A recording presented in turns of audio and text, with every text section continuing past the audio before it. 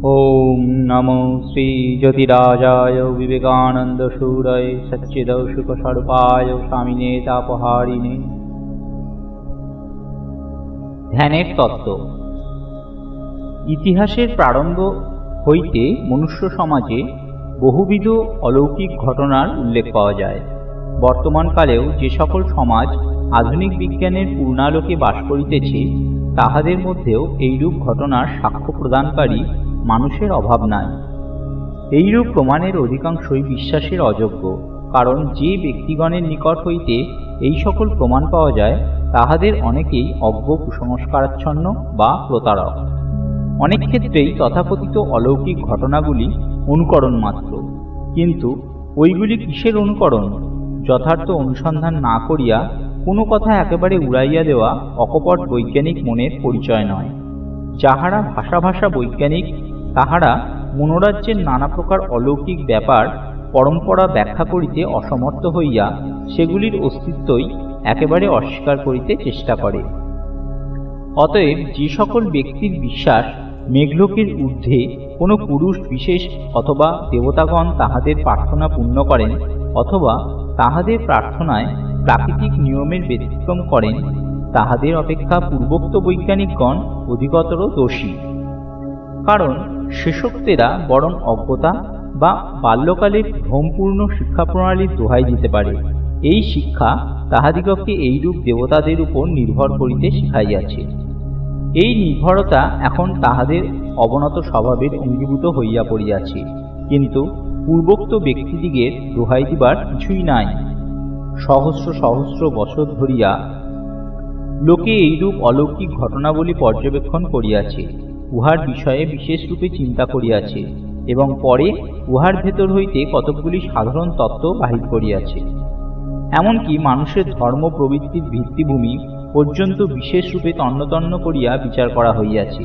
এই সমুদয় চিন্তা ও বিচারের ফল এই রাজযোগ রূপ বিজ্ঞান।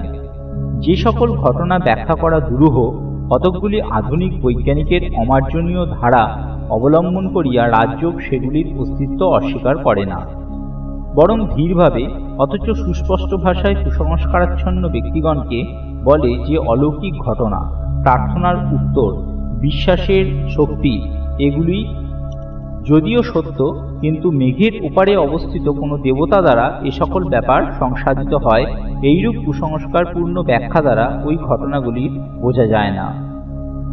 রাজযোগ সমগ্র মানবজাতিকে এই শিক্ষা দেয় যে জ্ঞান ও শক্তির অনন্ত সমুদ্র আমাদের পশ্চাতে রহিয়াছে। প্রত্যেক ব্যক্তি তাহারই এক একটি ক্ষুদ্র প্রণালী মাত্র। ইহা আরও শিক্ষা দেয় সমস্ত অভাব ও বাসনা যেমন মানুষের অন্তরেই রহিয়াছে, তেমনি মানুষের ভিতরেই ওই অভাব মোচন করিবার শক্তিও রহিয়াছে। যখন যেখানে কোনো বাসনা, অভাব বা প্রার্থনা পূর্ণ হয়, তখনই বুঝতে হইবে এই অনন্ত শক্তিভাণ্ডার হইতেই এইসব প্রার্থনা পূর্ণ হইতেছে। কোনো অলৌকিক পুরুষের দ্বারা নয়। অপ্রাকৃত পুরুষের ধারণা মানুষের ক্রিয়াশক্তি কিছু পরিমাণে জাগ্রত করিতে পারে বটে, কিন্তু ইহাতে আবার আধ্যাত্মিক অবনতিও হইয়া থাকে। ইহার ফলে স্বাধীনতা চলিয়া যায়, ভয় ও কুসংস্কার আসিয়া হৃদয়ে অধিকার করে। ওই ভাব শেষ পর্যন্ত এই ভয়ঙ্কর বিশ্বাসে পর্যবসিত হয় যে মানুষ স্বভাবত দুর্বল। যোগী বলেন, অতিপ্রাকৃত বলিয়া কিছুই নাই, তবে প্রকৃতির স্থূল ও সূক্ষ্ম বিবিধ প্রকাশ বা রূপ আছে বটে। সূক্ষ্ম কারণ স্থূল কার্য। স্থূলকে সহজেই ইন্দ্রিয় দ্বারা উপলব্ধি করা যায়, সূক্ষ্মকে সেরূপ করা যায় না। রাজযোগ অভ্যাস করলে সূক্ষ্মতর অনুভূতি অর্জিত হইতে থাকে। যখন আহার করি তখন তাহা জ্ঞানপূর্বক করি, কিন্তু যখন উহা পরিপাক করি তখন অজ্ঞাতসারেই করিয়া থাকি। খাদ্য যখন রক্তে পরিণত হয় তখনও অজ্ঞাতসারেই ওই ক্রিয়া হইয়া থাকে। আবার যখন ওই রক্ত হইতে শরীরের ভিন্ন ভিন্ন অংশ শক্ত সবল হয়, তখনও উহা আমাদের অজ্ঞাতসারেই হইয়া থাকে। কিন্তু এই ব্যাপারগুলি আমা দ্বারাই সংসাধিত হইতেছে। এই শরীরের মধ্যে তো আর 20টি লোক নাই যে তাহারা ওই কাজগুলি করিতেছে। কিন্তু কি করিয়া জানিতে পারি যে আমি ওইগুলো করিতেছি, অপর কেহ করিতেছে না? এ বিষয়ে তো জোরের সহিত বলা যাইতে পারে যে আহার ও পরিপাক করা আমার কাজ, খাদ্য হইতে শক্ত সবল শরীর গঠন করার কাজ আমার জন্য আর একজন করিয়া দিতেছে, ইহা হইতে পারে না। কারণ ইহা প্রমাণিত হইতে পারে যে এখন যে সকল কাজ আমাদের অজ্ঞাতসারে হইতেছে, ওইগুলি প্রায় সবই সাধন বলে আমাদের চেতন ভূমিতে আনা যাইতে পারে। আপাতত মনে হয় হৃদযন্ত্রের ক্রিয়া আমাদের নিয়ন্ত্রণের অধীন নয়, উহা নিজের গতিতে চলিতেছে। কিন্তু অভ্যাস বলে এই হৃদযন্ত্রকেও এরূপ বশে আনা যাইতে পারে যে আমাদের ইচ্ছা অনুসারে উহা শীঘ্র বা ধীরে চলিবে, অথবা প্রায় বন্ধ হইয়া যাইবে। আমাদের শরীরের প্রায় প্রত্যেক অংশই আমাদের বশে আনা যাইতে পারে। ইহাতে কি বোঝা যায় যে এখন যে সকল ক্রিয়া অবচেতনভাবে হইতেছে সেগুলি আমরাই করিতেছি, তবে অজ্ঞাতসারে করিতেছি এই মাত্র। অতএব দেখা যাইতেছে মনুষ্য মন দুই স্তরে কাজ করিতে পারে। প্রথম অবস্থাকে সজ্ঞান ভূমি বলা যাইতে পারে। এখানে সকল কাজ করিবার সময় সঙ্গে সঙ্গে বোধ হয় আমি করিতেছি। আরেকটি ভূমির নাম নির্জ্ঞান ভূমি বা অজ্ঞান ভূমি বলা যাইতে পারে। এখানকার কাজের সহিত আমি বোধ থাকে না। আমাদের মানস কার্যকলাপের যে অংশে অহংভাব থাকে না তাহা অজ্ঞান ভূমির ক্রিয়া, আর যে অংশে অহংভাব থাকে তাহা জ্ঞানপূর্বক ক্রিয়া। নিম্নজাতীয় জীবজন্তুতে এই অজ্ঞান ভূমির কার্যগুলিকে সহজাত বৃত্তি বলে। উচ্চতর জীবে ও উচ্চতম জীব মনুষ্যে জ্ঞানপূর্বক ক্রিয়ায় প্রবল। কিন্তু এখানেই শেষ নয়, ইহা অপেক্ষাও উচ্চতর ভূমিতে মন কার্য করিতে পারে। মন জ্ঞানের অতীত অবস্থায় যাইতে পারে। অজ্ঞান ভূমিতে কৃতকার্য যেমন জ্ঞানের নিম্নভূমিতে ঘটে, ঠিক সেইরূপ আর এক প্রকার কাজ জ্ঞানাতীত ভূমি হইতে হইয়া থাকে। উহাতেও কোনরূপ অহংভাব থাকে না। এই অহংবুদ্ধি কেবল মধ্যস্তরেই থাকে। যখন মন এই স্তরের ঊর্ধ্বে বা নিম্নে থাকে তখন আমিরূপ কোনো বোধ থাকে না, কিন্তু তখনও মনের ক্রিয়া চলিতে থাকে। যখন মন এই অহংবোধের সীমা অতিক্রম করিয়া যায় তখন তাহাকে সমাধি বা জ্ঞানাতীত অবস্থা বলে। সমাধি অবস্থায় মানুষ সজ্ঞান ভূমির নিম্ন স্তরে চলিয়া যায় নাই, অবনত হইয়া যায় নাই। ইহা আমরা কেমন করিয়া জানিব? এই দুই অবস্থার কাজই অহংভাব শূন্য। ইহার উত্তর এই ফল দেখিয়াই নির্ণীত হইতে পারে, কে সজ্ঞান ভূমির নিম্নে আর কেই বা ঊর্ধ্বে। যখন কেহ গভীর নিদ্রায় মগ্ন হয় সে তখন সজ্ঞান ভূমির নিম্নে অবচেতন ভূমিতে চলিয়া যায়। তখনও তাহার শরীরের সমুদয় ক্রিয়া চলিতে থাকে। সে শ্বাস প্রশ্বাস লয়, এমনকি নিদ্রার মধ্যে শরীর সঞ্চালনও করিয়া থাকে। কিন্তু তাহার এই সকল কার্যে অহংভাবের কোনো সংস্রব থাকে না। তখন তাহার চেতনা থাকে না। নিদ্রা হইতে যখন উত্থিত হয় তখন সেই যে মানুষ ছিল সেই মানুষই থাকিয়া যায়। নিদ্রা যাইবার পূর্বে তাহার যতখানি জ্ঞান ছিল নিদ্রাভঙ্গের পরও ঠিক তাহাই থাকে। উহার কিছুমাত্র বৃদ্ধি পায় না। তাহার হৃদয় কোনো নতুন আলোকে উদ্ভাসিত হয় না। কিন্তু যখন মানুষ সমাধিস্থ হয়, মূর্খও যদি সমাধিস্থ হয়, সমাধিভঙ্গের পর সে মহাজ্ঞানী হইয়া উঠিয়া আসে। এই বিভিন্নতার কারণ কি? এক অবস্থা হইতে মানুষ যেমন গিয়াছিল সেই রূপেই ফিরিয়া আসিল, আর এক অবস্থা হইতে মানুষ জ্ঞানী হইয়া ফিরিল। এক সাধু মহাপুরুষে পরিণত হইল, তাহার স্বভাব সম্পূর্ণভাবে পরিবর্তিত হইয়া গেল, তাহার জীবনও রূপান্তরিত হইয়া গেল, সে জ্ঞানালোকে উদ্ভাসিত হইল। এই তো দুই অবস্থার বিভিন্ন ফল। ফল যখন ভিন্ন তখন কারণও অবশ্যই ভিন্ন হবে। সমাধি অবস্থার লব্ধ এই জ্ঞানালোক যেহেতু নির্জ্ঞান অবস্থার অনুভূতি অপেক্ষা অনেক উচ্চতর, বা জ্ঞানভূমিতে যুক্তি বিচারলব্ধ জ্ঞান অপেক্ষা অনুভূতি অনেক উচ্চতর, তখন উহা অবশ্যই জ্ঞানাতীত ভূমি হইতে আসিয়াছে। সেই জন্যই সমাধি জ্ঞানাতীত অবস্থা নামে অভিহিত হইয়াছে। মনের সমুদয় বহির্মুখ শক্তি স্বার্থের উদ্দেশ্যে ধাবিত হইয়া বিক্ষিপ্ত হয়। ওইগুলি আর তোমার নিকট ফিরিয়া আসিয়া তোমার শক্তি বিকাশে সাহায্য করে না, কিন্তু ওইগুলিকে সংযত করিলে তোমার শক্তি বর্ধিত হইবে। এই সংযম হইতে মহতে ইচ্ছা শক্তি উদ্ভূত হইবে। উহা খ্রিস্ট বা বুদ্ধের মতো চরিত্র সৃষ্টি করিবে। অজ্ঞ ব্যক্তিরা এই রহস্য জানে না, তথাপি তাহারা জগতের উপর প্রভুত্ব করিতে চায়। আদর্শ পুরুষ তিনি, যিনি গভীরতম নির্জনতা ও নিস্তব্ধতার মধ্যে তীব্র কর্মী এবং প্রবল কর্মশীলতার মধ্যে মরুভূমির নিস্তব্ধতা ও নিঃসঙ্গতা অনুভব করেন। তিনি সংযমের রহস্য বুঝিয়াছেন, আত্মসংযম করিয়াছেন। ধ্যানই সেখানে যাইবার দ্বার। প্রার্থনা, ক্রিয়াকাণ্ড এবং অন্যান্য নানা প্রকার উপাসনা ধ্যানের প্রাথমিক শিক্ষা মাত্র। তুমি প্রার্থনা করিতেছ, অর্ঘ্যদান করিয়া থাকো। একটি মত ছিল যাহাতে বলা হইত এই সকলই আত্মিক শক্তির বৃদ্ধি সাধন করে। জপ, পুষ্পাঞ্জলি, প্রতিমা, মন্দির, দীপারতি প্রভৃতি ক্রিয়াকাণ্ডের ফলে মনে তদনুরূপ ভাবের সঞ্চার হয়। কিন্তু ওই ভাবটি সর্বদা মানবের নিজের মধ্যেই রহিয়াছে, অন্যত্র নয়। সকলেই ঐরূপ করিতেছে, তবে লোকে যাহা না জানিয়া করে তাহা জানিয়া করিতে হইবে। ইহাই হইল ধ্যানের শক্তি। শুধু জীবন ধারণের উপযুক্ত খাদ্য, বস্ত্র, আশ্রয় দিয়া কয়েকটি সংস্কৃতিহীন লোককে যদি কোনো দ্বীপে বাস করিবার জন্য ছাড়িয়া দেওয়া যায়, তাহা হইলেও তাহারা ধীরে ধীরে উচ্চতর সভ্যতা উদ্ভাবন করিতে থাকিবে। ইহাও আমাদের অজানা নয় যে কিছু অতিরিক্ত সাহায্য পাইলে এই উন্নতি আরও ত্বরান্বিত হয়। আমরা গাছপালার বৃদ্ধি সহায়তা করি নাকি? প্রকৃতির হাতে ছাড়িয়া দিলেও গাছগুলি বাড়িয়া উঠিত, তবে দেরি হইত। বিনা সাহায্যে যতদিন বাড়িত, তদাপেক্ষা অল্প সময়ে বাড়িবার জন্য আমরা তাহাদিগকে সাহায্য করি। এই কাজ আমরা সর্বদাই করিতেছি। আমরা কৃত্রিম উপায়ে বস্তুর বৃদ্ধির গতি দ্রুততর করিয়া তুলিতেছি। মানুষের উন্নতি বা দ্রুততর করিতে পারিব না কেন? ব্যক্তির উন্নতিও কি আমরা দ্রুততর করিতেছি না? পারিবই কি? এই উন্নতির দ্রুততর কোনো সীমা কি নির্দেশ করা যায়? এক জীবনে মানুষ কতদূর উন্নতি হইবে, কেহ তাহা বলিতে পারে না। কোনো মানুষ এইটুকু মাত্র উন্নত হইতে পারে, তাহার বেশি নয়, একথা বলার পিছনে কোনো যুক্তি নেই। সম্প্রতি এই সেদিনকার কথা, এরূপ একজন মানব আসিয়াছিলেন, যিনি এই জন্মেই সমগ্র মানবজাতির জীবনের সবটুকু পথ অতিক্রম করিয়া চরম সীমায় পৌঁছিয়াছিলেন। উন্নতির গতি ত্বরান্বিত করার জন্য এই কার্যটিকে সুনির্দিষ্ট নিয়ম অবলম্বনে পরিচালিত করিতে হইবে। এই নিয়মগুলি আমরা খুঁজিয়া বাহির করিতে পারি, এগুলির রহস্য উদ্ঘাটন করিতে পারি এবং নিজ প্রয়োজনে এগুলিকে লাগাইতে পারি। এরূপ করিতে পারা মানেই উন্নত হওয়া। এই উন্নতির বেগ দ্রুততর করিয়া ক্ষিপ্র গতিতে নিজেকে বিকশিত করিয়া এই জীবনেই আমরা পূর্ণতা লাভ করিতে পারি। ইহাই আমাদের জীবনের উচ্চতর দিক।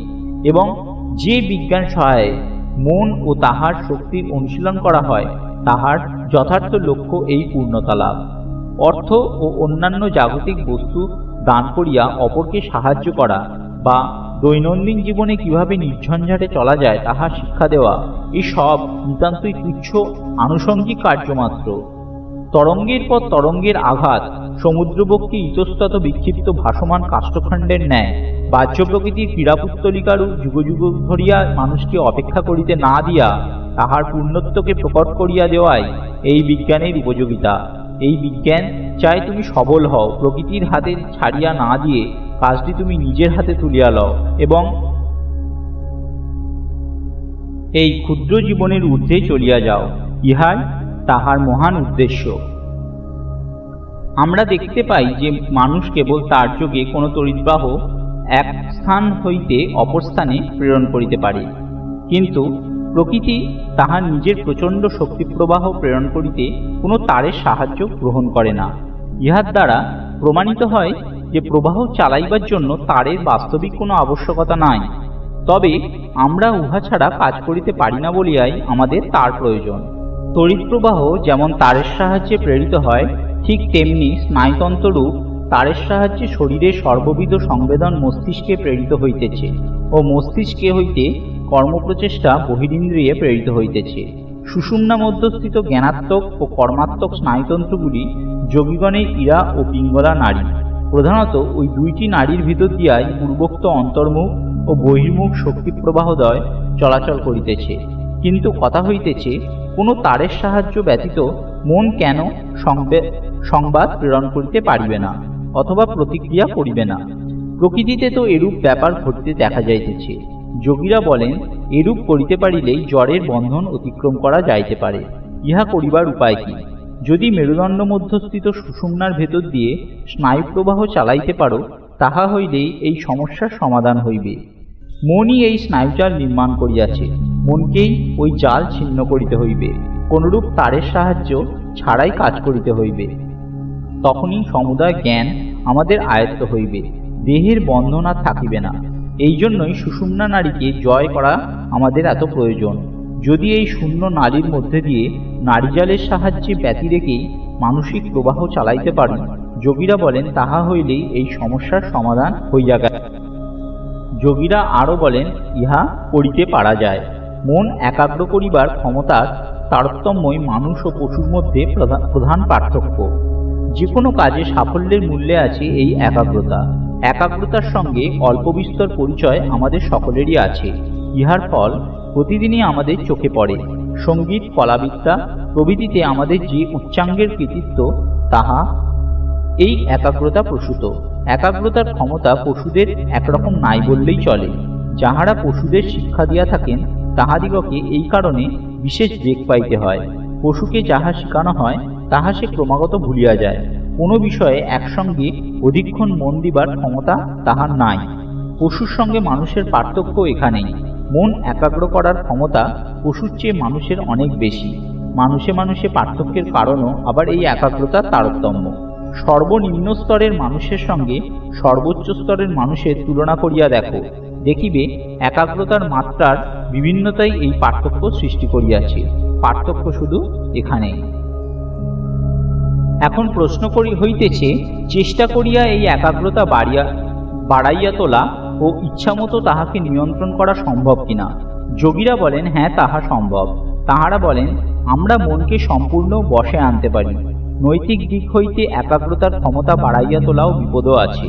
কোনো বিষয়ে মন একাগ্র করিবার পর ইচ্ছামতো সেখান হইতে সে মন তুলিয়া লইতে না পারিলেই বিপদ। এরূপ পরিস্থিতি বড়ই যন্ত্রণাদায়ক। মন তুলিয়া লইবার অক্ষমতাই আমাদের প্রায় সকল দুঃখের কারণ। কাজেই একাগ্রতার শক্তি বাড়াইবার সঙ্গে সঙ্গে মন তুলিয়া লইবার শক্তিও বাড়াইয়া তুলিতে হইবে। বস্তু বিশেষে মনোনিবেশ করিতে শিখিলেই চলিবে না।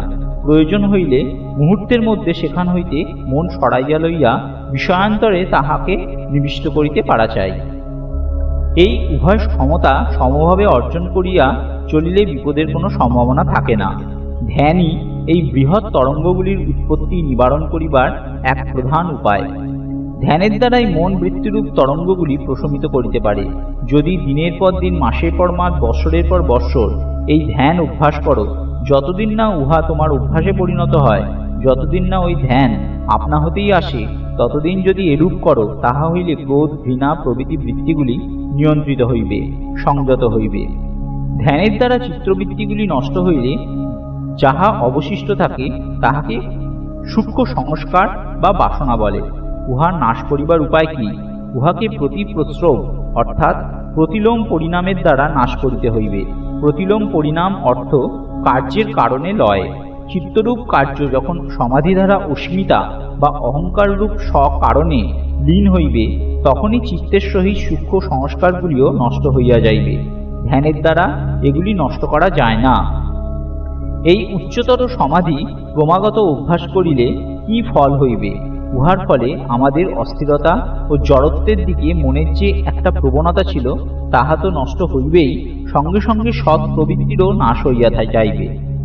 অপরিষ্কৃত সুবর্ণ হইতে উহার খাদ বাহির করিবার জন্য কোনো রাসায়নিক দ্রব্য মিশাইলে যাহা হয়, এক্ষেত্রেও ঠিক তাহাই হইয়া থাকে। যখন খনি হইতে উত্তোলিত ধাতুকে গলানো হয়, তখন যে রাসায়নিক পদার্থগুলি উহার সঙ্গে মিশানো হয়, সেগুলি ওই খাদের সহিত গলিয়া যায়। এই প্রকারেই সর্বদা সংযম শক্তি বলে প্রথমে পূর্বতন অসৎ প্রবৃত্তিগুলি ও সৎ প্রবৃত্তিগুলিও চলিয়া যাইবে। এইরূপ সৎসৎ প্রবৃত্তিদ্বয় পরস্পরকে অভিভূত করিয়া ফেলিবে।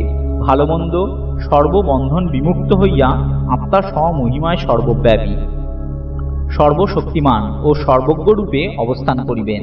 সমুদয় শক্তি ত্যাগ করিয়া আত্মা সর্বশক্তিমান হন। জীবনে অভিমান ত্যাগ করিয়াই জীবাত্মা মৃত্যু অতিক্রম করেন, কারণ তখন তিনি মহাপ্রাণ রূপে অবস্থান করেন। তখনই জীবাত্মা জানিতে পারিবেন কোনো কালে তাহার জন্ম মৃত্যু ছিল না, তাহার কখনোই স্বর্গ বা পৃথিবী কিছুরই প্রয়োজন ছিল না। তখন তিনি বুঝিবেন তিনি কখনো আসেন নাই, কোথাও যান নাই। আসা যাওয়া কেবল প্রকৃতির, আর প্রকৃতির ওই গতি আত্মার উপর প্রতিবিম্বিত হইয়াছিল। দর্পণ হইতে প্রতিবিম্বিত আলোক দেওয়ালের উপর পড়িয়াছে ও নড়িতেছে। দেওয়াল যেন ভাবিতেছে, আমিই নড়িতেছি। আমাদের সকলের সম্বন্ধেই এইরূপ। চিত্তই ক্রমাগত এদিক ওইদিক যাইতেছে, উহা নিজেকে নানা রূপে পরিণত করিতেছে। কিন্তু আমরা মনে করিতেছি আমরা এই বিভিন্ন আকারে ধারণ করিতেছি। এই সমুদয় অজ্ঞানী চলিয়া যাইবে। অন্তরিন্দ্রিয় বা মনের স্তর চারটি। প্রথম, মনন বা চিন্তা শক্তি। একে সংযত না করলে এর সমস্ত শক্তি নষ্ট হয়ে যায়। সংযত করলে মনই আবার অদ্ভুত শক্তির আধার হয়ে ওঠে। দ্বিতীয়, বুদ্ধি বা ইচ্ছা শক্তি, তাকে বোধ শক্তিও বলা যায়। তৃতীয়, অহংকার বা অহংবুদ্ধি। চতুর্থ, চিত্ত। এইটি হলো উপাদান, যাতে সকল বৃত্তি ক্রিয়া করছে। মনের ভিত্তির তল, সকল বৃত্তির আধার। এ যেন সমুদ্র, আর বৃত্তিগুলি যেন একই তরঙ্গ। চিত্তবৃত্তি নিরোধের নামই যোগ। যোগ এক প্রকার বিজ্ঞান, যার সাহায্যে আমরা চিত্তের বিভিন্ন বৃত্তিতে রূপান্তরিত হওয়া বন্ধ করিতে পারি। সমুদ্রে চাঁদের প্রতিবিম্ব যেমন তরঙ্গে তরঙ্গে ভেঙে অস্পষ্ট হয়ে যায়, আত্মার প্রতিবিম্ব তেমনি মনের তরঙ্গাঘাতে টুকরো টুকরো হয়ে যায়। সমুদ্র নিস্তরঙ্গ হয়ে যখন আয়নার মতো শান্ত হয়, তখনই তাতে চাঁদের পূর্ণ প্রতিবিম্ব আমরা দেখতে পাই। তেমনি মনের উপাদান চিত্ত যখন সংযমের দ্বারা সম্পূর্ণ শান্ত হয়, তখনই আত্মদর্শন ঘটে। এই যোগের নাম অষ্টাঙ্গ যোগ, কারণ এর প্রধান অঙ্গ 8টি, যথা প্রথম যোম। যোগের এই অঙ্গটি সবচেয়ে গুরুত্বপূর্ণ। এইটি সারা জীবনকে নিয়ন্ত্রিত করবে। এটি আবার 5 ভাগে বিভক্ত। 1, কায়মনোবাক্যে হিংসা না করা। 2, কায়মনোবাক্যে লোভ না করা। 3, কায়মনোবাক্যে পবিত্রতা রক্ষা করা। 4, কায়মনোবাক্যে সত্যনিষ্ঠ হওয়া। 5, কায়মনোবাক্যে বৃথা দান গ্রহণ না করা, অপরিগ্রহ। দ্বিতীয় নিয়ম হচ্ছে শরীরের যত্ন, স্নান, পরিমিত আহার ইত্যাদি। তৃতীয় আসন, মেরুদণ্ডের উপর জোর না দিয়া কটিদেশ, স্কন্ধ ও মাথা ঋজুভাবে রাখতে হবে। চতুর্থ প্রাণায়াম, প্রাণবায়ুকে আয়ত্ত করবার জন্য শ্বাস প্রশ্বাসের সংযম। পঞ্চম প্রত্যাহার, মনকে বহির্মুখ হতে না দিয়ে অন্তর্মুখ করে কোনো জিনিস বোঝবার জন্য বারংবার আলোচনা। ষষ্ঠ ধারণা, কোনো এক বিষয়ে মনকে একাগ্র করা। সপ্তম ধ্যান, কোনো এক বিষয়ে মনের অবিচ্ছিন্ন চিন্তা। অষ্টম সমাধি, জ্ঞানের আলোক লাভ করাই আমাদের সকল সাধনার লক্ষ্য। সাথেই শেষ হলো আজকে স্বাধ্যায়। ওম নমো শ্রী জ্যোতিরাজায় বিবেকানন্দ সুরায় সচ্চিদ সুখ স্বরূপায় স্বামিনে তাপহারিণে। সমস্ত দর্শক ও শ্রোতা বন্ধুরা, আগামী দিনে এই ধরনের পাঠ আরও পেতে অবশ্যই সত্যের সন্ধান চ্যানেলটিকে সাবস্ক্রাইব করুন ও পাশে থাকা বেল আইকনটি অবশ্যই ক্লিক করবেন। নমস্কার।